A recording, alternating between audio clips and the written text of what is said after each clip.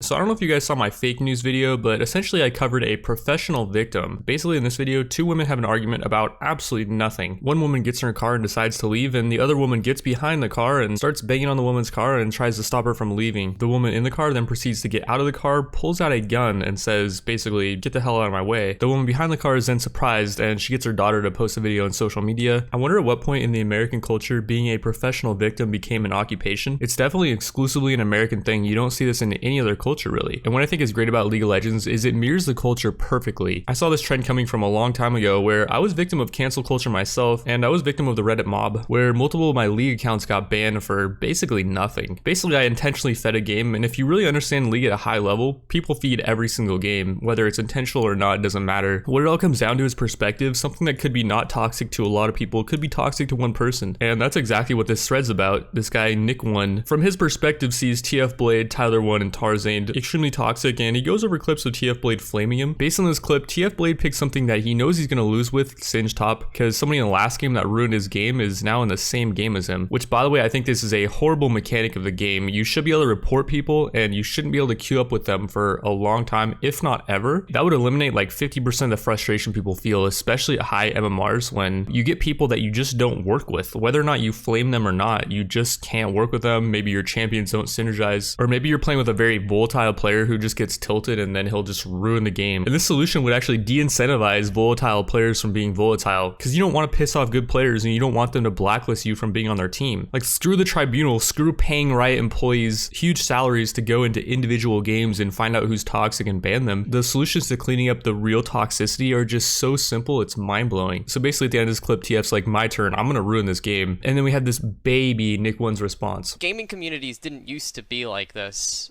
You know, back in the days of StarCraft when Twitch was still Justin TV and things were still kind of having their foundations set.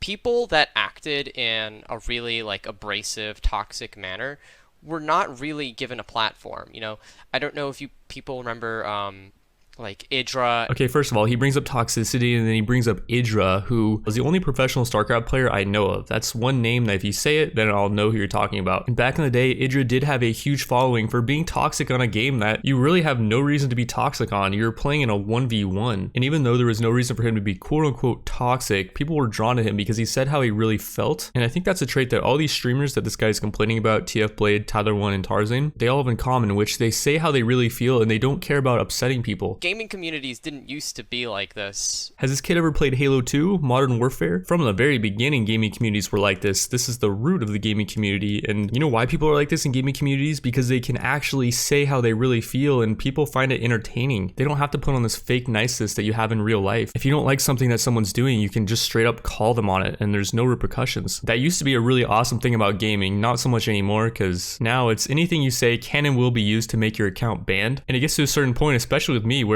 I don't even talk to my teammates anymore, which is completely not me. Back in season 1, I was arguably the most vocal player. If there was anything to happen in the game, I would have an opinion on it. Whether or not my opinion was the right one or the wrong one, I would have an opinion. And I think people found that entertaining, though at times maybe quote unquote toxic. And I think Tyler 1 is a perfect example of this, since he now pulls like 30k viewers at a time. He's learned to control his impulses, but back in the day, Tyler was the worst at this, where he would just spout off nonsense. And you know what I did? I didn't make a Reddit thread saying Tyler 1 needed to get banned. I don't even know if Reddit was a thing at that time, but I didn't go in the league forums and say, hey guys, this guy Tyler 1's really toxic. No, I just used the ignore function. It's a great function. It's a one-time thing you can press and you can just permanently ignore someone. And I didn't ignore many people. Tyler 1 was just an extreme. And oftentimes you wouldn't really get much value out of what Tyler was saying, just because a lot of times he just wouldn't make sense. The point is that if you really, really don't like someone, the game has built-in functions where you can just ignore them. I'm really tired of getting flamed by high-profile streamers and then having their chat ram down my throat with their comments. You know, comments like these, I don't think this is okay. I think when you're a big streamer, you should probably try to filter what you say so that things like this don't happen. And by the way, in the screenshot, you can see people adding Nick1 in TF Blade's chat. So basically, Nick1 went over to TF Blade's chat after having this whole spat with him, and he expects the chat to just welcome him with open arms. I'm the type of player that always does their best every game. I've never targeted into anybody. I've never griefed the game. I've never done any of those things.